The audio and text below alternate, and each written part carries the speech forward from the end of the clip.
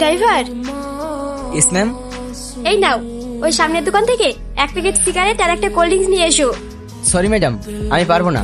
আপনার জিনিস আপনি গিয়ে নিয়ে আসুন। আমি ড্রাইভার, আপনার বাড়ি চাকর নই। এই, একজন ড্রাইভার হয়ে তোমার তো দেখছি খুব অ্যাটিটিউড। তো ডিসকাস্টিং। এই চল। আর শোন, তুই এখানেই দাঁড়িয়ে থাকবি, আমরা আসছি। Okay madam. স্যার, বলুন আপনার জন্য কি করতে পারি?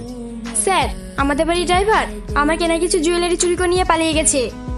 ও আচ্ছা, আপনার যে জুয়েলারি চুরি হয়েছে তার কোনো প্রমাণ আছে? হ্যাঁ আছে, আর এটা আমাদের বাড়ির ড্রাইভারের ছবি। নাম কি? সেলিম। বাড়ি কোথায়? রায়পুর। হাসি, তুই ড্রাইভারটার নামে জুয়েলারি চুরি করার কমপ্লেন করলি, ওকে সত্যি সত্যি জুয়েলারি চুরি করে পালিয়েছে? না, ও ছুটি নিয়ে বাড়ি গিয়েছে। এই সুযোগে আমাকে অপমান করার প্রতিশোধ নেবার জন্য ও নামে মিথ্যা মামলা করে দিলাম। এবার বুঝুক ছেলা। বাড়িতে কেউ আছেন? এ কি স্যার, আপনারা? আপনার ছেলে সেলিম কোথায়? ও তো বাড়িতে নেই। ও বুঝেছি, লোকের গয়না চুরি করে পকার পার। এ কি বলছেন আপনারা?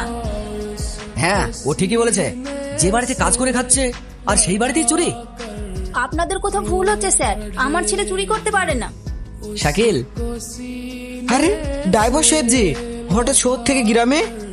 আর বলিস না, এক জায়গায় থাকতে থাকতে বোরিং হয়ে যাচ্ছিলাম, তাই ভাবলাম দুদিন ছুটি নিয়ে গ্রাম থেকে ঘুরে আসি, তাই চলে আসলাম। স্যার, ওই দেখুন সেলিম। এ কি স্যার, আপনারা? হ্যাঁ, আমরা তোর জন্য এখানে এসেছি। মানে? এই, তোর ব্যাগে কি আছে?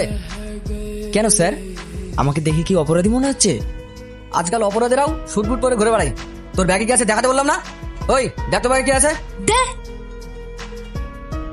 স্যার, এই দেখেন কতগুলো টাকা। বুঝেছি। ওই নিয়ে চল ওকে। কোথায় স্যার? শ্বশুর বাড়ি, চলো শোনা। হ্যালো হ্যালো, টনি বাবু, আমি থানা থেকে বলছি। কি হয়েছে স্যার? আপনার মেয়ে জুয়েলারি চুরি করার কমপ্লেন করেছিল, অপরাধী ধরা পড়েছে।